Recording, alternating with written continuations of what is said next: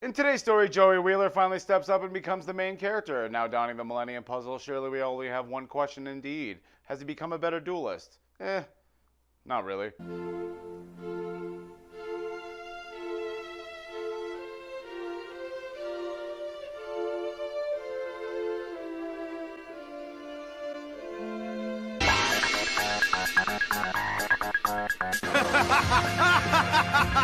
Funny. Attack blindly with no remorse, all my fellow feature outlaws, as this is Card Games vs. Humanity, and I am that NAKK double G. Here with part 3 of that friendship-bound recap that can't go more than 5 minutes without a flashback duel monster. If you enjoyed, don't forget that sub, that bell, that like, that comment, hit up the Patreon if you want to support me. Leave a comment, tell me if you're wondering just like me if both of these duelists, forgot that trap cards exist, and you probably shouldn't always just attack blindly when someone has at least 2 of them down. But that doesn't matter right now as Yugi walks off like a badass, leaving Joey to struggle with his new main character status. Yugi says Merrick can't take control of his heart. I'm just pretty sure he can't take control of such a massive power. The puzzle must be won in a duel in order to use its magic. Till we win this duel, it's useless to me. Who set these rules? These items are literally made out of the essence of like dead innocent people. Am I supposed to just suddenly believe the people who did it had a weird sense of honor and love strategy game? Merrick demands that Joey throw a piece of the puzzle into the sea, something he probably should have hired Weevil for, claiming that his rare hunters will dive down and go get it after he wins the duel. And just like, imagine if they couldn't find it afterwards. It'd be genuinely easy for it to get stuck in a crevice or just get taken off by the current. So he's just about to throw the piece into the sea when Yugi yells at him to please not do it, instantly triggering a flashback. Please stop!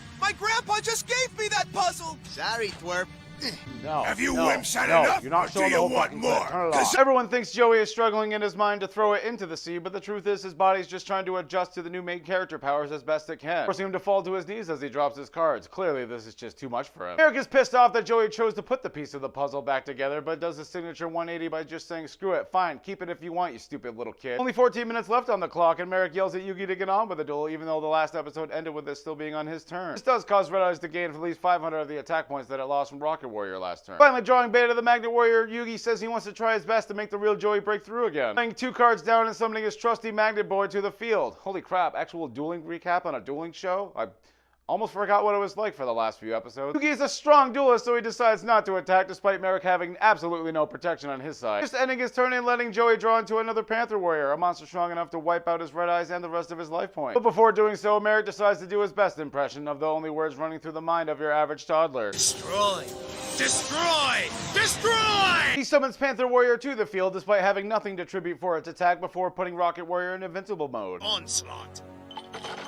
And when that red eye... It genuinely pisses me off how much ice he has in that cup and how much he spilled on the table. Like, even during editing, I will be upset. Merrick is an amazing duelist who somehow just attacks with the Panther Warrior blindly. But unfortunately for Merrick, he did forget to beat Erica and Celadon City, and Joey is now level 31, causing him to disobey his master and attack with a different move instead, this time the Rocket Warrior. Somehow the activation of Magical Arm Shield, a card he literally took from Joey last turn, surprises Merrick, redirecting the attack back at Panther Warrior and forcing the attrition card to lower its attack from 2,000 to 1,500 all the way down to 0. I kind of really do like how that card works. Yugi knows the real Joey is getting through bit by bit, and despite him constantly disobeying and doing what he wants, Merrick just kind of rolls with it and continues dueling. Let's head back to Tristan and Duke and Serenity, who is very worried about her older brother right now. Tristan says, I'm sure they're fine. Duke says, not if those thugs got them. Serenity says, oh no, I'm 6 years old and I'm scared. Tristan says, we have to find where the finals are and harass some duelists about it. My Panther Warrior regains the 500 attack points it lost.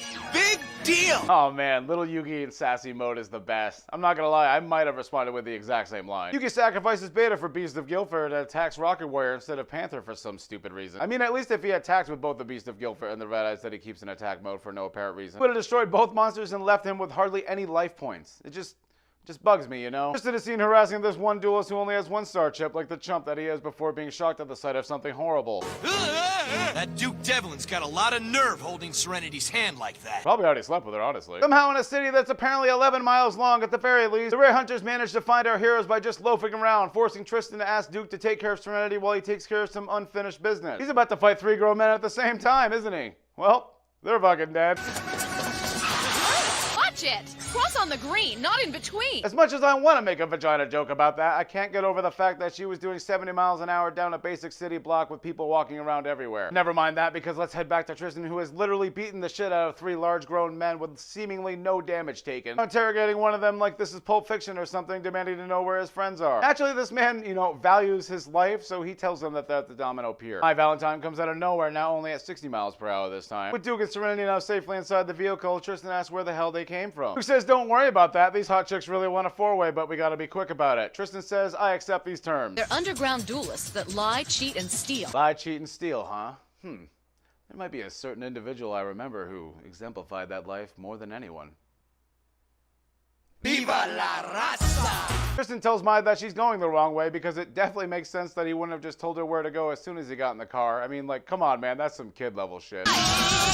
Do not try this at home. I literally can't because you're driving a fucking car. Back to the duel, Merrick draws into the skull dice saying this could be quite the helpful card before monologuing to himself for about another good 3 minutes. I mean, I could be just like a current meta player and let the timer run out since it's only a couple minutes away. Nah, thanks to my vaguely established world domination plans, I really just want to win this my way. Unfortunately for Merrick, and honestly for the viewer, Yugi starts to bring up old stories again to try to get through to Joey, mentioning his sister that he fought for in Duelist Kingdom. You know, the one he manages to forget all the time? Well, at least this time he kinda has an excuse. He places 2 cards face down on the field and dares Yugi to attack his Panther Warrior, something he could have done last turn with absolutely no consequences. It's Yugi's turn and he draws the Mystical Rift panel, setting it face down before being about as basic as Merrick and just attacking blindly despite him having 2 face down cards. I really can't stress enough how stupidly straightforward this duel is. Like, we've gone back to Duelist Kingdom just with 4,000 life points. Since both cards are so freaking good, Merrick activates both Graceful Dice and Skull Dice to make sure his 500 attack point monster isn't destroyed. Too bad for him, uses a lot of cheat per duel to activate D-Spell as a quick play magic card during the damage step, destroying the Graceful Dice and leaving Merrick with only one option for his monster now. Since Merrick doesn't have Joey's dangerous gambling addiction, he only rolls a 2, reducing the Beast of Guilford's attack to 1100 and still inflicting 600 points of damage. I'm scared, guys. Oh, trust me, I get it. I'd be scared too. I mean, like, a woman driving? The rest of the gang shows up as Mai drives in at 93 miles per hour, demanding answers to the crazy duel they see before their eyes. But they're gonna have to wait because the episode ends with Merrick drawing in a Meteor of Destruction, a card that basically has no artwork whatsoever and gets no explanation to how it's gonna win the duel. Nice. Well, that's it for this episode. I want to thank you all for watching, and of course a shout out to all my patrons. If any of you are scared of Serenity when we're in the car and I'm the one driving 90 miles an hour, just know it's just like my endearing way of getting us to 5 guys quicker. It's not meant to be dangerous. This has been Man from Earth with all the girls, ladies and gentlemen. Be the character you know you're worth. See you on Friday.